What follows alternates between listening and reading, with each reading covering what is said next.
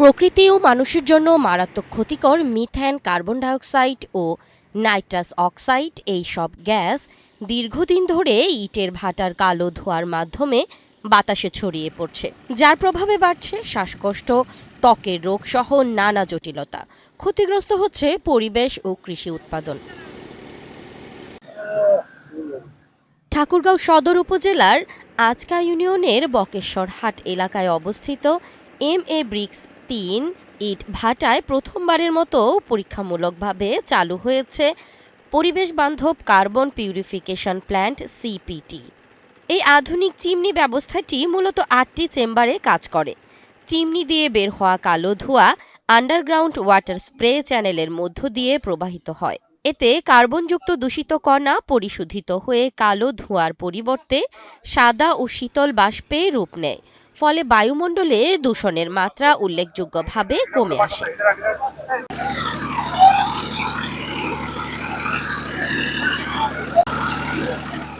শ্রমিকরা বলছেন, এই আধুনিক প্রযুক্তির ইটের ভাটায় কাজ করা আগের তুলনায় অনেক সহজ ও নিরাপদ।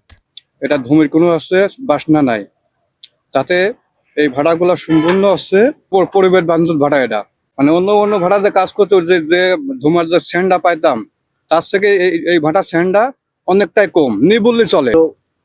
অন্য ভাড়ায় ওই ভাড়ার চেয়ে এই ভাড়ায় অনেক সুবিধা আছে, বা আমাদের সব দিক দিয়ে মানে সার্ভিস ভালো। এই কারণে আমরা রংপুর থেকে আসছি এখানে কাজ করার জন্য। আগে খড়ির ভাড়ায় কাজ করতাম, খড়ির ভাড়ায় কাজ করতে অনেক কষ্ট, খড়ি ঘাড়ে করে আনে খড়ি মারতে কষ্ট হইতো। এখন এই ভাড়ায় এখন কয়লা মারতে সুবিধা, এখন খাটনিটা কম হচ্ছে, কষ্টটা কম। স্থানীয় সচেতন নাগরিকদের মতে এই উদ্যোগ দেশের অন্যান্য ইটের ভাটার জন্য একটি অনুসরণযোগ্য উদাহরণ হতে পারে। আসলে আমরা এতদিন জানে আসছিলাম যে ভাটা মানেই পরিবেশ দূষণ।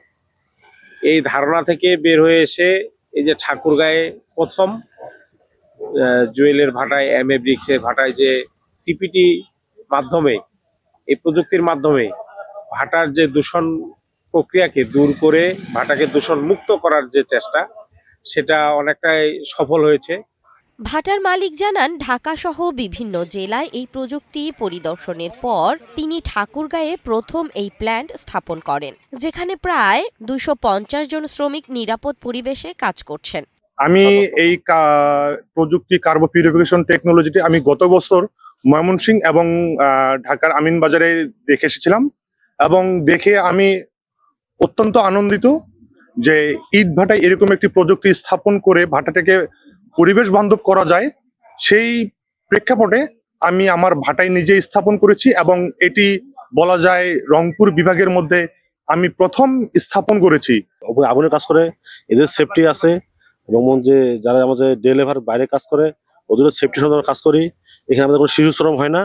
আমাদের সবথেকে এখানে যে প্রাপ্তবয়স্ক যারা আছে এসব আমাদের ডে লেবার দিয়ে আমরা কাজ করে ভাটাই। এই প্রযুক্তির উদ্ভাবক জানান, পরিবেশ মন্ত্রণালয়ের পাইলটিং অনুমতি নিয়ে দেশের বিভিন্ন জেলায় এই প্ল্যান্ট স্থাপন করা হচ্ছে। এতে পরিবেশের ভারসাম্য রক্ষার পাশাপাশি ভাটা মালিকরা নির্বিঘ্নে ব্যবসা পরিচালনা করতে পারছেন। সারা বাংলাদেশে বিভিন্ন জেলায় আমি কাজ করতেছি ইনশাল্লাহ, এবং এটা পরীক্ষা নিরীক্ষা বিভিন্ন প্যারামিটার পরীক্ষা নিরীক্ষা হচ্ছে, রিপোর্টও সব পজিটিভ ইনশাল্লাহ। ধোঁয়া যেটা আছে সরাসরি না ছেড়ে ধোঁয়াটা ফিল্টারিং করে জিরো কার্বনের সাদা শীতল বাষ্পে পরিণত করি, তার মানে এখানে কোনো ধোঁয়া নাই। এই একটা আমাদের কাজ।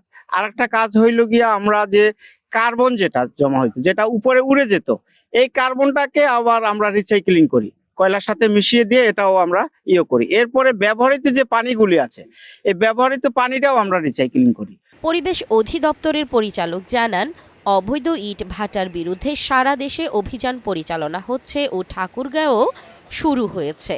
অবৈধ ইট ভাটা কোনোভাবেই চালানোর সুযোগ নেই বলেও জানান তিনি। আমার কাছে বাহ্যিক দৃষ্টিতে প্রযুক্তিটা অনেক ভালো মনে হয়েছে। অবৈধ ইট ভাটার বিরুদ্ধে সারা বাংলাদেশ অভিযান পরিচালিত হচ্ছে, ঠাকুরগাঁয়ে শুরু হয়েছে, এটা অব্যাহত থাকবে। অবৈধ ইট ভাটা কোনোভাবে চালানোর কোনো সুযোগ নেই, তবে আমাদের ক্যাপাসিটির সাপেক্ষে আমরা এদের বিরুদ্ধে ব্যবস্থা নিচ্ছি। পরিবেশ রক্ষায় এমন উদ্যোগ যদি দেশের সব ইটের ভাটায় বাস্তবায়ন করা যায়, তাহলে দূষণ কমানোর পাশাপাশি জনস্বাস্থ্য ও পরিবেশ সুরক্ষায় বড় ভূমিকা রাখবে এই প্রযুক্তি বলে মনে করেন অনেকেই।